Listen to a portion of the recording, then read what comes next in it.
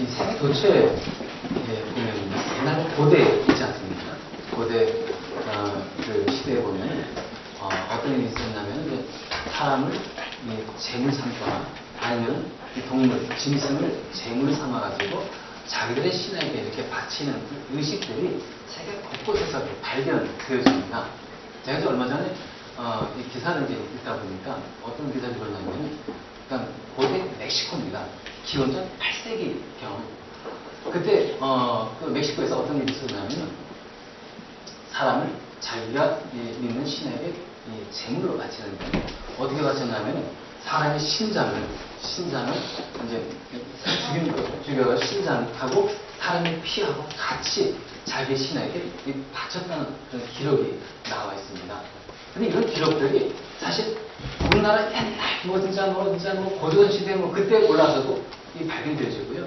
성경에서는 이게 기록이 되어 있고요. 그리고 또 세계 도처에 이런 기록들이 나와 있습니다. 근데 이 성경에 보더라도 마찬가지예요. 성경에 보더라도 여러분 이 피를 하나님께 바치는 그런 얘기가 나오죠. 이 레위 같은 경우 있지 않습니까? 레위 같은 경우는 거기 제사, 그 다음에 제물, 그리고 피, 그런 이 얘기로, 그런 규칙들로 쭉 나열되어 있는 것이 이 레위 아닙니까? 그리고 또 이 신약에서는 어떻습니까? 예수 그리스도의 피. 이거에 대해서 강조하고 있지 않습니까? 그래서 여러분 신약도 그렇고 구약도 그렇고 그냥 피로 가득한 것이 무엇입니까? 성령인 거예요. 그래서 이 종교개혁자 루터가 얘기하지 않았습니까? 제가 한번 얘기한 기억이 나요. 성경을 짜거나 그러면 피가 나는 것이다. 여러분 기억나십니까? 여러분 깨를 짜면은 기름이 나오잖아요. 그리고 포도를 짜면 포도즙이 나오지 않습니까? 마찬가지로 성경을 짜면 뭐가 나온다고요? 피가 나온다는 거예요. 피가. 왜 성경을 그렇게 하면 피에 대한 이 얘기로 가득한 겁니까? 왜 피로 이 가득한 그 내용이 이 성경에 가득한 겁니까? 왜 그렇습니까?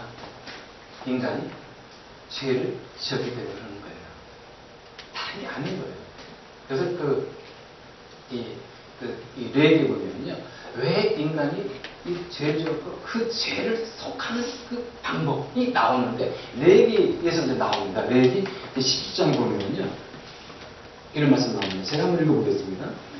레위기 11장 11절에 보면요. 이렇게 나옵니다. 피는 너희 자신의 죄를 속하는 제물로 삼아 제단에 바치라고 너에게 준 것이다. 자, 피는 왜 이 하나님께서 제단에 바치라고 준 겁니까? 우리 죄를 속하라고 그 의미에서 우리 하나님께서 말씀하신 거예요. 제단에 짐승의 피를 바쳐라. 그러면서 하시는 게 이어서 하는 얘기가 피가 바로 생명을 지니고 있기 때문에 죄를 속한 것이다. 자, 이 하나님께서는 왜 피를 바치라고 하는 겁니까? 피는요, 생명 자체를 대표하는 거예요. 의미하는 겁니다. 그래서 우리의 죄를 속할 수 있는 것은 피밖에 없다는 거예요. 그러니까 하나님께서 세우신 원칙인 거예요. 그 방법이고. 그래서 이 원칙과 이 방법에 따라가지고 여러분 그 구약에 보면 성막이 있고 그리고 성전이 있지 않습니까? 하나님께서 이게 만들려고 하지 않았습니까? 그래갖고 그 앞에서 이제 제사가 이제 드려지는 거예요.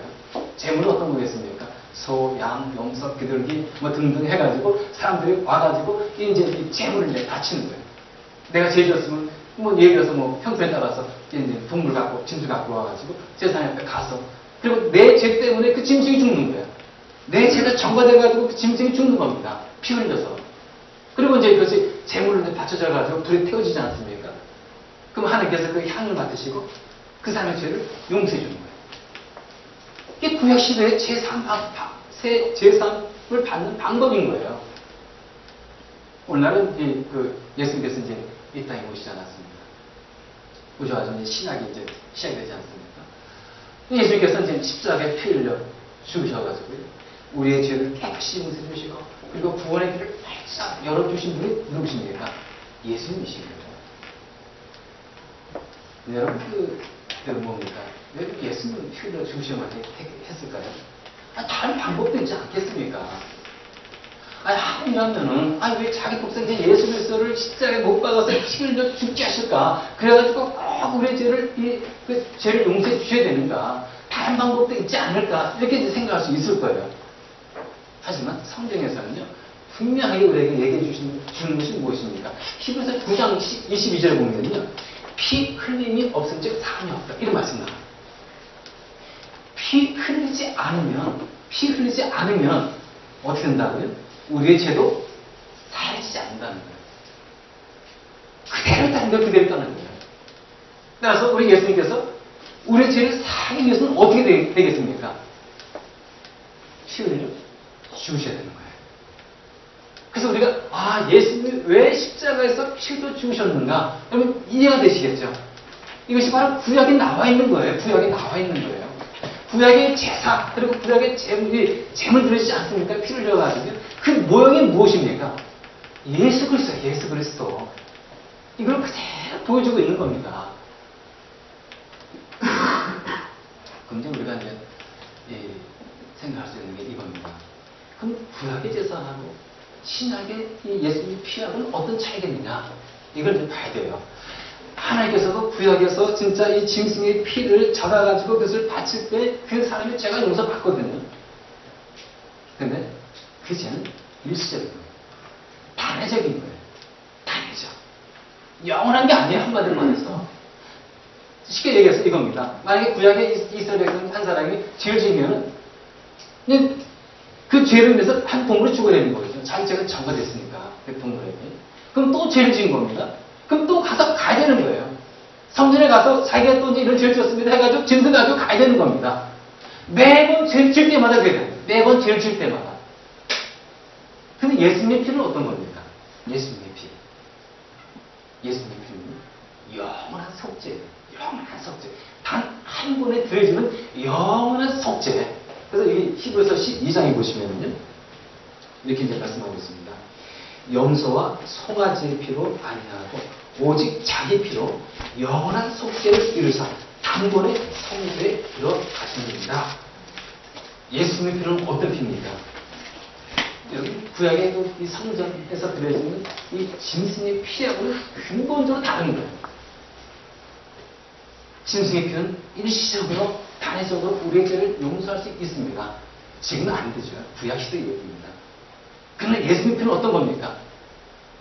예수님의 피는요. 우리의 죄를 어떻게 했다고요? 단번에 용서해 준 겁니다. 그때 영원한 속죄, 영원한 속죄. 그래서 우리가 예수 그리스도의 피를 믿고 예수 그리스도를 우리가 이제 믿지 않습니까? 그러면요, 우리의 과거의 죄, 현재의 죄, 미래의 죄까지 우리 이 죄가 다 용서가 됩니다. 이걸 믿어야 되는 거예요. 이걸 믿어야 되는 겁니다. 그래서 예수 그리스도의 피를 믿고 우리가 그분을 믿고 나간다는 것이 그래서 기쁜 거예요. 여러분, 이 옛날에 그 사람들 있지 않습니까? 옛날의 사람들도 과거의 사람들도 다 죄인이었어요. 그리고 이 오늘날의 이 사람들도 다 죄인 아닙니까? 그리고 미래의 사람들도 다 죄인이에요. 죄로 태어날 수밖에 없습니다. 그렇다면은 이런 죄인들이 깨끗함을 받을 수 있는 유일한 길이 무엇입니까?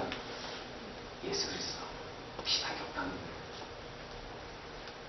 거예요. 자, 이분 예수님의 이 피의 이 능력은 굉장한 거 아닙니까?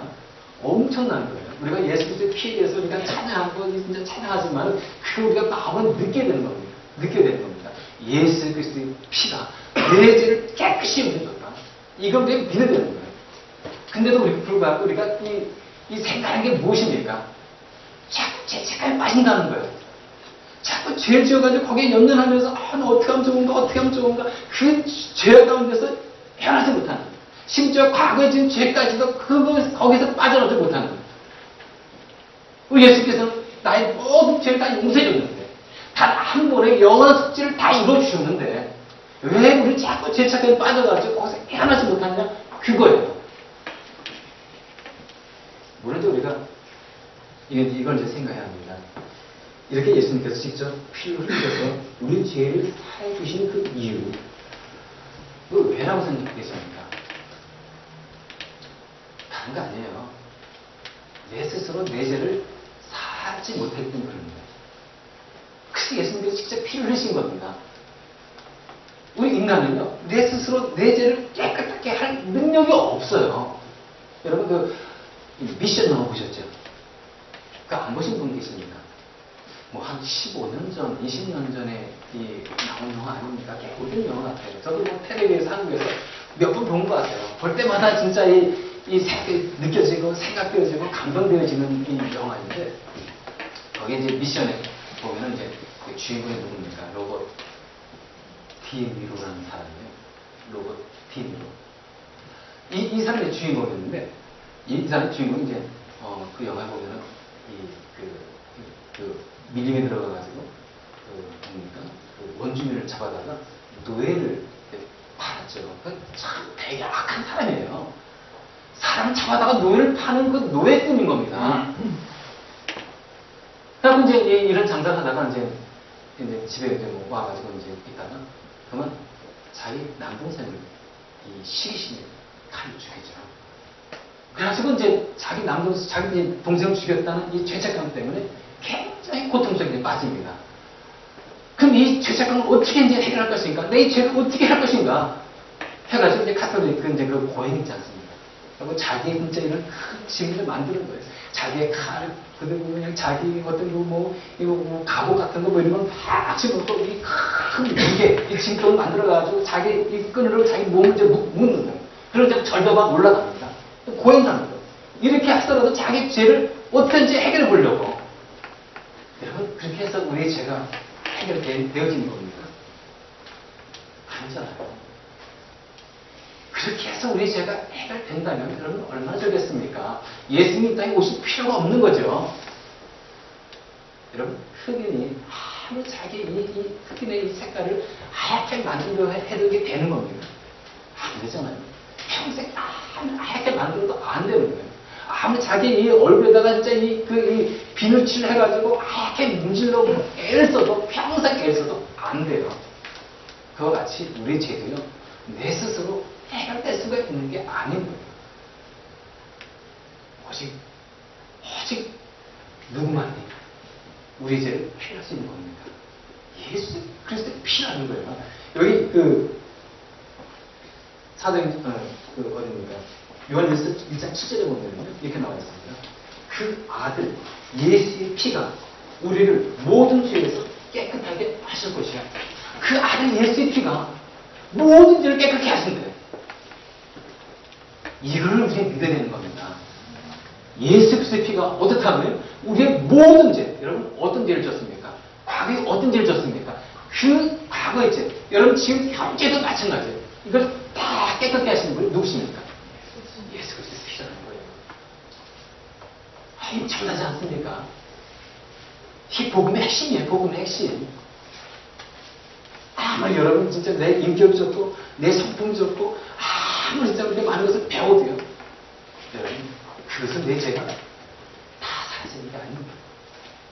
내가 진짜 아무리 진짜 부자로 살고 내가 진짜 깨끗하게 착하게 산다 할지라도 여러분 그것으로 내 죄가 깨끗하게 용서되는 것이 아닌 거예요. 오직 예수 그리스도의 피만 여러분들 죄를 깨끗하게, 아주 그냥 깨끗하게 해결해 주시는 겁니다. 여러분 출애굽기 이제 12장에 보면요, 어떤 내용이 나오면요, 예수 그리스도의 그 보혈의 피의 그 능력을 우리에게 알려주는 그런 상징성 있는 그런 그 내용이 나옵니다. 여러분 그 예수 그리스도의 피가 우리 죄를 깨끗게 할 수 있다고 하지 않습니까? 이건 진짜 보혈의 피잖아. 아니 보혈의 능력